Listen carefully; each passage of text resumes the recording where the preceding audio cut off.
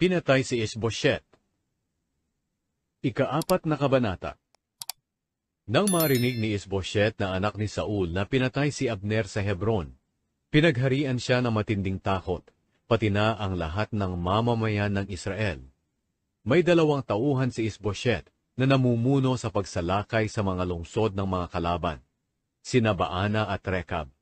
Mga anak sila ni Rimon na taga-Beerot, mula sa lahi ni Benjamin. Ang Beerot ay sakop ngayon ng Benjamin, dahil tumakas ang mga unang naninirahan dito papuntang Gitain. Hanggang ngayon, naninirahan pa rin sila roon bilang mga dayuhan. Ang isa pang anak ni Saul na si Jonathan ay may anak na nalumpo, si Mephiboset. 5 taong gulang ito nang dumating ang balitang napatay sina Saul at Jonathan sa labanan sa Jezreel. Nang marinig ng tagapag-alaga ni Mephiboset ang balita, binuhat niya ito at tumakas. Pero dahil sa pagmamadali, nabitawan niya ang bata at nalumpo. Isang araw nagpunta sa bahay ni Isbosyet sina Rekab at Baana na mga anak ni Rimon na taga-Beerot. Tanghaling tapat nang dumating sila habang nagpapahinga si Isbosyet. Pumasok sila sa bahay na kunwari kukuha ng trigo. Dumiretso sila sa kwarto ni Isbosyet, kung saan nakahiga ito sa kama niya at pagkatapos, sinaksak nila ito sa tiyan. Pinutol nila ang ulo ni Isbosyet at dinala nila ito sa kanilang pagtakas.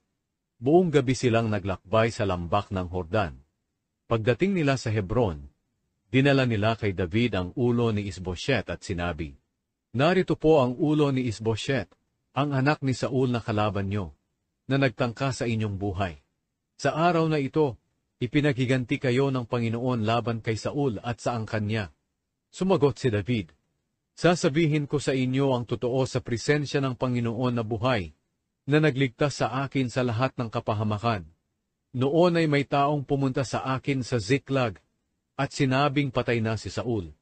Akala niya'y magandang balita ang dala niya sa akin. Sa halip ipinadakip ko siya at ipinapatay. Iyon ang gantimpalang ibinigay ko sa balitang inihatid niya sa akin. Ngayon, anong gantimpala ang ibibigay ko sa masasamang taong gaya nyo, na pumatay ng isang inosenteng tao sa sarili nitong tahanan at sa sarili niyang higaan? Hindi ba't nararapat na patayin ko kayo para mawala na kayo sa mundo?" Kaya iniutos ni David sa mga tauhan niya na patayin sina Rekab at Baana, at sinunod nila ito. Pinutol nila ang mga kamay at paa ng magkapatid, at ibinitin ang kanilang katawan malapit sa imbakan ng tubig ng Hebron. Pagkatapos, kinuha nila ang ulo ni Isbosyet, at inilibing sa libingan ni Abner sa Hebron.